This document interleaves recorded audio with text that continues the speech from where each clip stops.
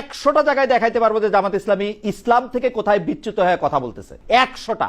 নারী নেতৃত্ব হারাম বলে সেই ক্যাবিনেটে গিয়ে বসছে, ভারতকে এত গালাগালি করে জামাতের নেতা সর্বোচ্চ নেতা থাকা অবস্থায় তার ছেলে ইন্ডিয়াতে গিয়ে পড়াশোনা করছে, মানে এই জায়গায় এই বক্তৃতা দিচ্ছে, এই জায়গায় আরেকটা করতেছে, যেই জায়গায় যখন যেটা দরকার হতেছে তখন সেটা করছে। আওয়ামী লীগের সাথে এক ধরনের প্যাক্ট করছে বিএনপিকে হটানোর জন্য, বিএনপির সাথে প্যাক্ট করছে, তারপরে আবার বিএনপি থেকে আলাদা হয়েছে।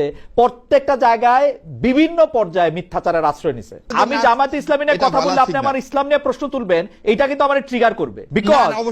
বিকজ আপনি জামাত ইসলামী নিয়ে প্রশ্ন করবেন, আপনি কোন এরকম কেউ আপনি দাবি করতে পারেন না যে আপনি আসলে সহি ইসলাম, আপনি একমাত্র ইসলাম, আপনি শুধু প্রেরিত ইসলাম, এটা আপনি কইতেই পারেন না। যদি সত্যি সত্যি চ্যালেঞ্জ করে আমি অন্ততপক্ষে 100টা জায়গায় দেখাইতে পারবো যে জামাত ইসলামী ইসলাম থেকে কোথায় বিচ্যুত হয়ে কথা বলতেছে। 100টা।